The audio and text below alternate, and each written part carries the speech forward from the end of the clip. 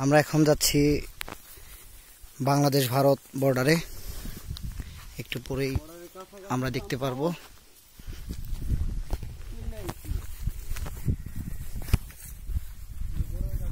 বাংলাদেশের একবারে প্রত্যন্ত অঞ্চল এবং শেষ গ্রাম, তুমি বুঝতে পারো শেষ ফসলি জমি। আমরা এই মুহূর্তে গিয়ে পৌঁছবো আন্তর্জাতিক সীমারেখা।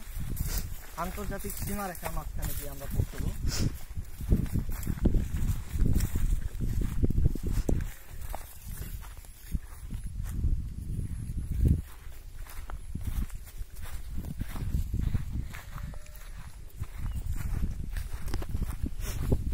যদিও আমরা পাহাড়ে চড়ার মতো কোনো বুট পরে আসিনি,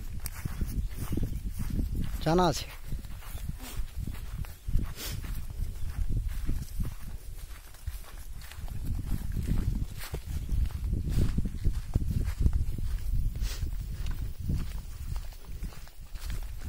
অনেক বেশি সুন্দর জায়গাটা।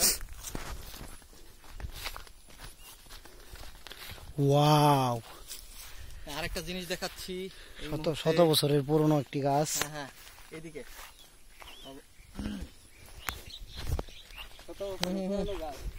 আরেকটা জিনিস যেটা দেখাবো, প্রাক ঐতিহাসিক সীমানা। এখানে রয়েছে বিডি অর্থাৎ বাংলাদেশ, আইএনডি অর্থাৎ ইন্ডিয়া। সেই পাকিস্তান আমলে এই নির্মাণটা হয়েছিল।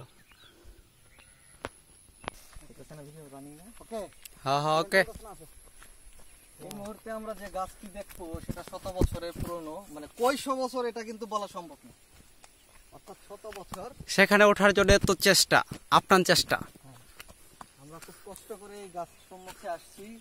আর এটা গাছটা সীমানার ওই নিরক্ষরেখার মাঝখান দিয়ে, অর্থাৎ বাংলাদেশ কি ভারত সীমারেখার মাঝখানে বর্ডারটা দেখা দিই জুম করে। আমরা দেখতে পাচ্ছি বর্ডারের লাইট দেখা যাচ্ছে। এই তার কাটা, হ্যাঁ মনে হচ্ছে তার কাটা এবং লাইট আমরা দুইটাই দেখতে পাচ্ছি। শীতল হাওয়া। হ্যাঁ, এই তার কাটা। ওয়াও, সুন্দর ওয়েদার, শীতল হাওয়া বইছে। কি অবস্থা! ভালো না লেগে কোনো উপায় নেই। চলো আমরা সামনের দিকে যাই।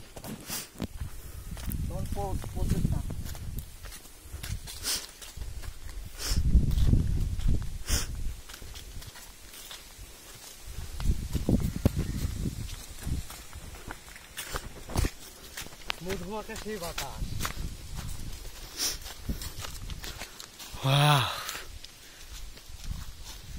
এই সেই গাছ, বিশাল ঐতিহাসিক সেই গাছ যার বয়স শত বছর, কিন্তু সঠিক করে বলা যাবে না কত শত বছর, অর্থাৎ